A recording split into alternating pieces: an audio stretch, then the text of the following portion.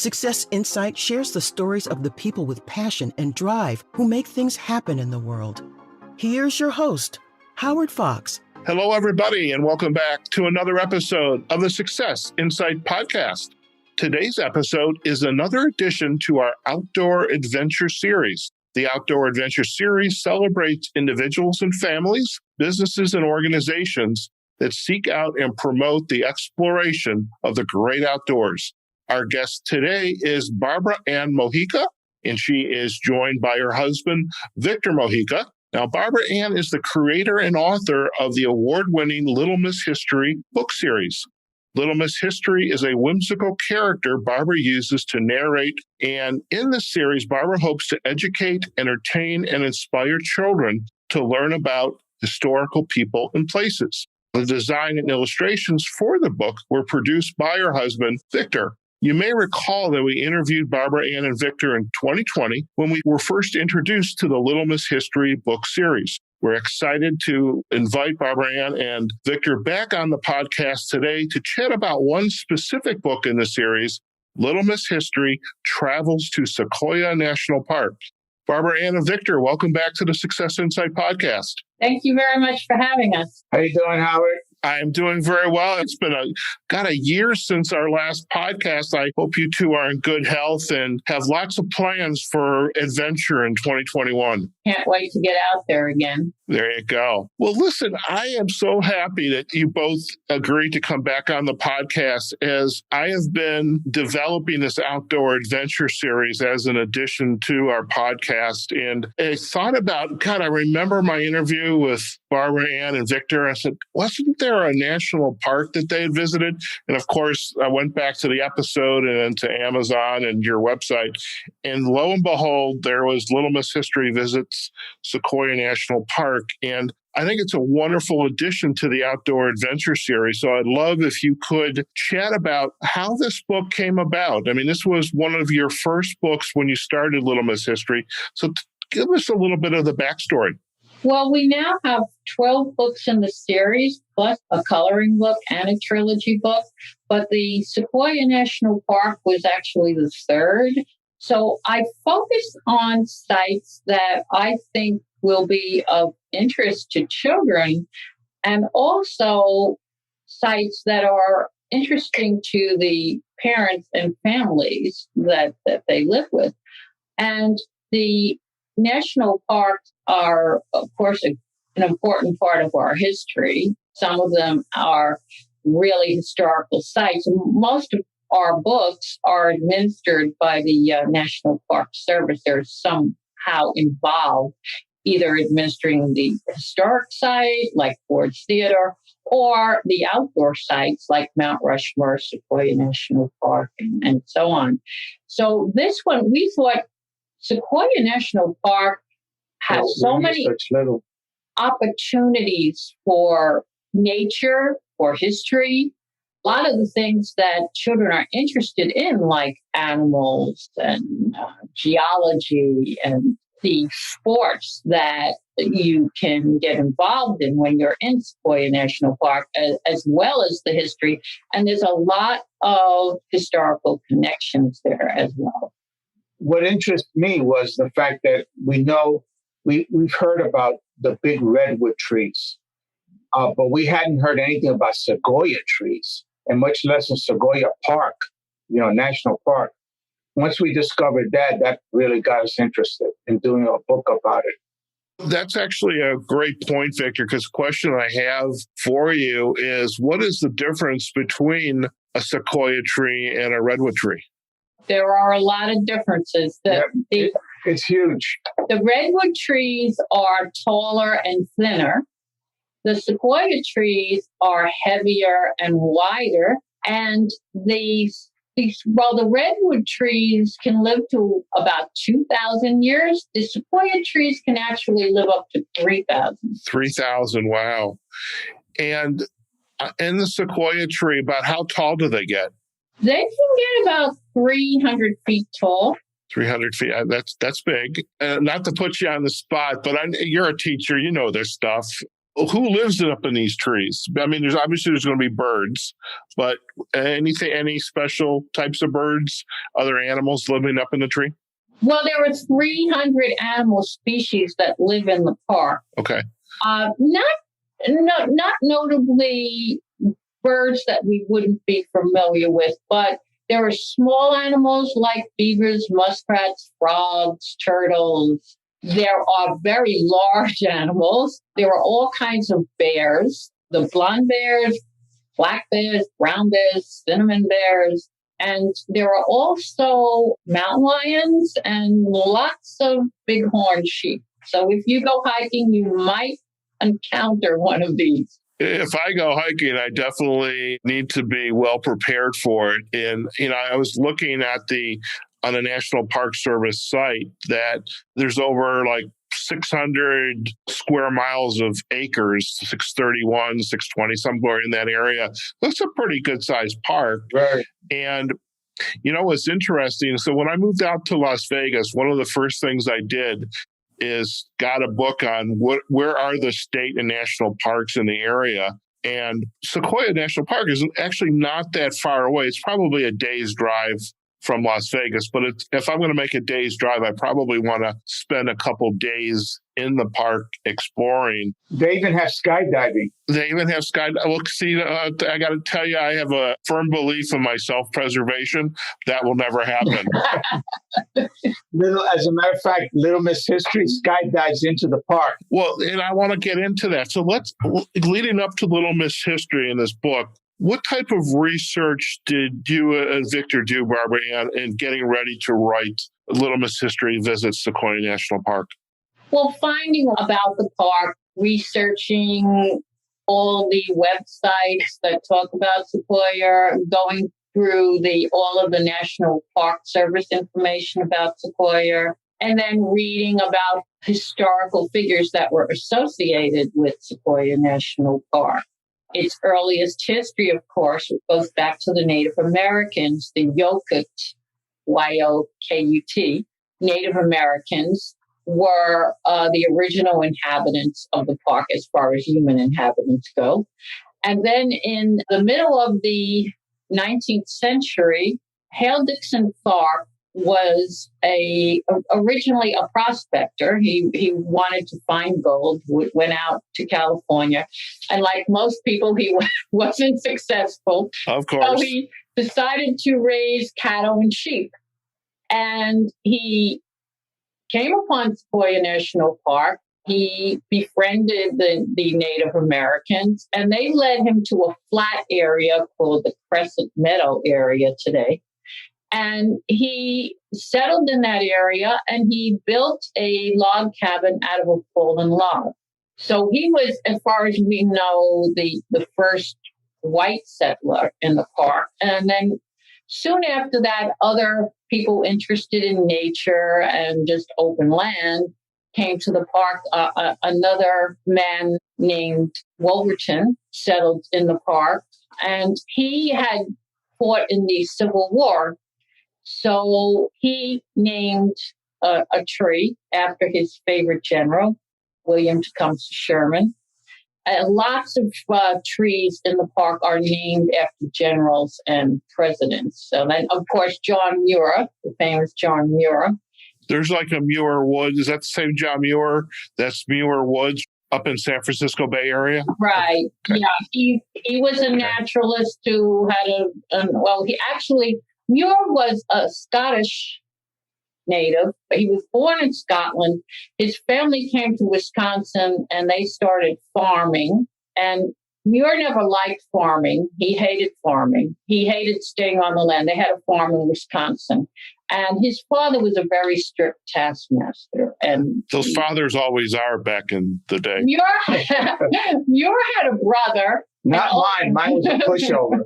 Muir had a brother who was also kind of an adventurer. His brother went off to Canada, and we have some letters from Muir to his family, which show this kind of tenuous relationship with them. His brother went off to Canada to find work, and Muir soon followed after him. And we don't know whether that was really to find work or whether he wanted to avoid getting drafted in the Civil War, because at that time, everybody in his area was getting drafted. So he might have seen it as an opportunity for two reasons. Muir claimed to be a pacifist, of course. He didn't believe in war. But he was a very interesting character. He was a loner. He walked from his area in Wisconsin to the Gulf of Mexico. He sailed to Cuba. He sailed to the Panama area. And then he got a job as a shepherd herding sheep in the Sierra Nevada mountains. And that's where he became acquainted with SEQUOIA National Park. And he spent hours and hours writing in his journals and observing everything in nature that he possibly could find.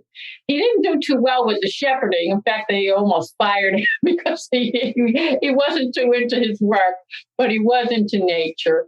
Today, of course, he's called the father of national parks. He was influential, actually, in getting SEQUOIA National Park recognized as a national park. Fantastic. Now, let's talk a little bit about Little Miss history. How is the book organized, and what are some of the adventures Little Miss History has undertaken in SEQUOIA National Park? And I remember, Victor, you just said she kind of arrived via airplane and kind of landed via parachute. Right. He arrived in an airplane, and that's another interesting backstory. My brother is piloting the airplane that she skydives into from, and my brother actually is a pilot. We got him in the book here. She skydives into SEQUOIA National Park, and then throughout the book, she has different adventures. She hikes, and she goes up to Morro Rock, which is a 400-foot stairway that is in the center of the park. And that was built as a depression project. It was one of FDR's projects to help give workers employment during the Depression. And they built this 400-foot stairway, and it cut right into the rock. So if you climb up today to the top of Morro Rock, you have a beautiful vista of the entire park.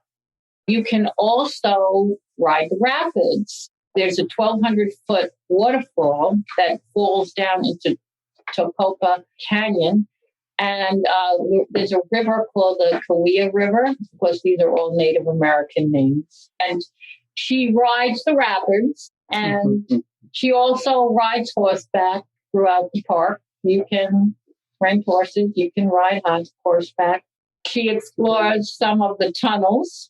You know, the tunnel log where fallen trees have actually been cut away so that they form tunnels.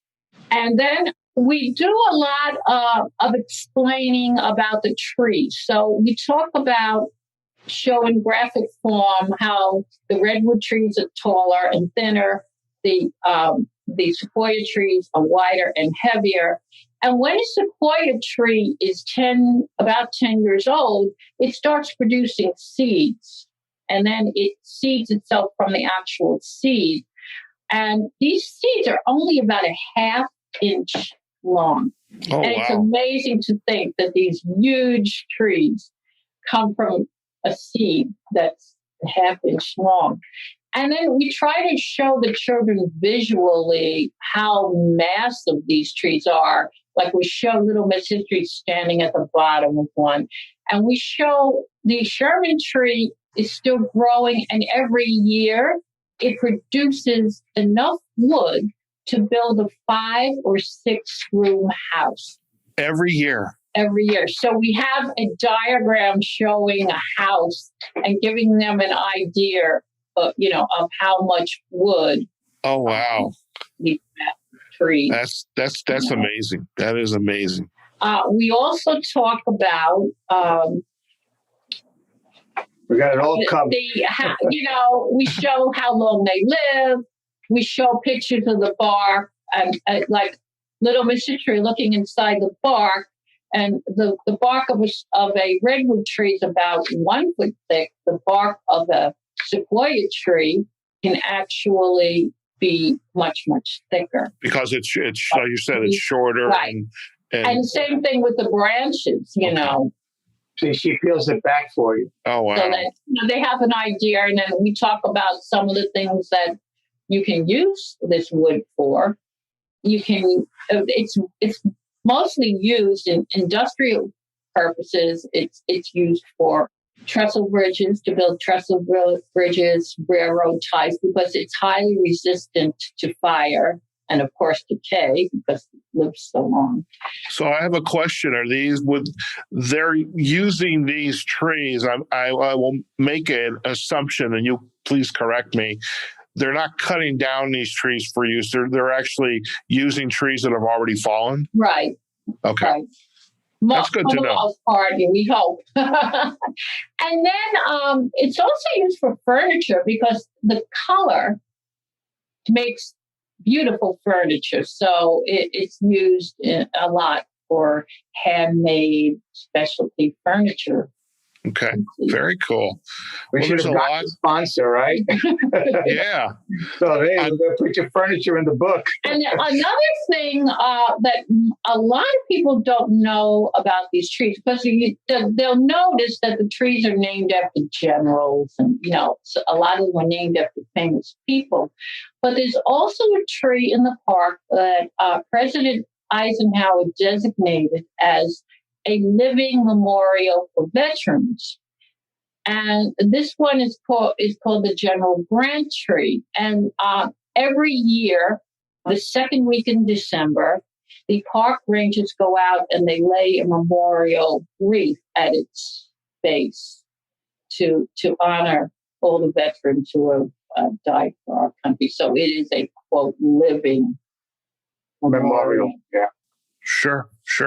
Wow, that is fantastic. Now, not to put you on the spot, if you were going to be a brand ambassador for Sequoia National Park and Little Miss History, what would be a sentence or two? Why should a family that's never even heard of Sequoia National Park, why should they go and visit it? The trees are fantastic. To experience it is experiencing nature in its most magnificent form. Yeah. The enormity, the grandeur, the ability to go out and experience nature by, any of the kayaking, hiking. These trees are hundreds of years old. Horseback trail. You really become a part of nature. Wow. Very good. There's one big problem, though. Uh-oh. Sequoia National Park has the worst air pollution of any national park. Really? And that's because of its location in the San Joaquin Valley. It's at the epicenter of diesel industrial tractors, farms, freight lines, food processing plants. Oh, wow. And, of course, not to mention the occasional forest fire. All of this causes a lot of pollution. When sun hits all of this in the air, right, it creates smog. Right. So there are times when they actually post signs that it's unhealthy to breathe the air at the park. Oh, wow. That I would not have thought. When they hire rangers to work at the park, they have to sign a disclaimer that says, they admit that at times it may be unhealthy. Sure. To breathe the air there. So we demonstrate that with Little Miss History wearing a gas mask. Gotcha. From your knowledge of the park, what are the best times of the year to visit the park? Well, definitely not winter. In fact, they won't even let you into the park without snow chains and all kinds of heavy equipment. And it's very often closed in the winter. Okay. So I would say probably May through September. Okay. That's time to visit. Very good. In fact, the shops and the area around Sequoia National Park, a lot of it is seasonal. Right. I found that out when I went up to visit Capitol Reef National Park this past September, and everything just kind of shuts down. So that's actually the time of the season I want to go, is right at the end. But because the beauty of going out to Mojave is it's not really that crowded out there, but depending on where you go. So in addition to Little Miss History Visit Sequoia, what other books in your library would fit nicely within the Outdoor Adventure series? Mount Rushmore, the very first one. Okay. And Mount Rushmore, of course, when you go to Mount Rushmore, you can also visit the Crazy Horse Memorial, which is being built. Okay. That book, and of course, they recently did a lot of renovation on Mount Rushmore. They only completed a major renovation. I believe they completed it at the beginning of 2020. So they recently did a lot of work improving the pathways, the roads, and so on. Okay. And that's an amazing story too, Mount Rushmore, how it took 41 years to build, and the Swedish sculptor Gustav Borglum, who designed it, was just remarkable how they got up there, and they had to climb 506 steps every day.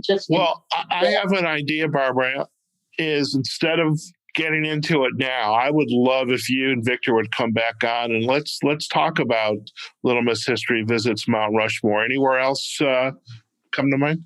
I have a book on Tombstone, Arizona. That one is largely outdoors as well. Of course, visiting the Tombstone town, which has been recreated. Okay. And there's also a very large museum there that contains a lot of the history of the mining industry, which is very interesting. Sounds good. I would love if you'd come back on and let's, we could do 1 or 2 episodes, chat about each book and, specifically, about Mount Rushmore too. So great. Fantastic. Well, I'm so excited. Again, you were open to coming back on talking about Sequoia. It's definitely on my to-do list. I mean, being here in Nevada, in Las Vegas, I mean, there's state and national parks all around, and it's just like, in 2020, if you're going to be quarantined, I'd rather be quarantined, travel by my car by myself, and go to, Capitol Reef, Great Basin. Right. Mojave. Doesn't the science encourage outdoor activity rather than indoor? Right. Yeah. So I picked the right time to move to Vegas. So, and I do a little bit of car camping and, of course, my photography work. So I love getting out in the dark sky, and, of course, Death Valley. So if you've got a book coming on Death Valley, I can't think of a better place to go to and visit. Well, listen, I want to thank you both again for joining me on the Success Insight podcast. If our listeners would like to learn more about you and your work, Barbara, where are the best places for them to go? Well, if you go to my website, which is very simply littlemisshistory.com, you can connect with all the books, have previews of them. I have a YouTube channel where I try to help families in every way that I can. So I have a blog where I review family-friendly books. And you can click from my website, you can click on any of those links and you take them there.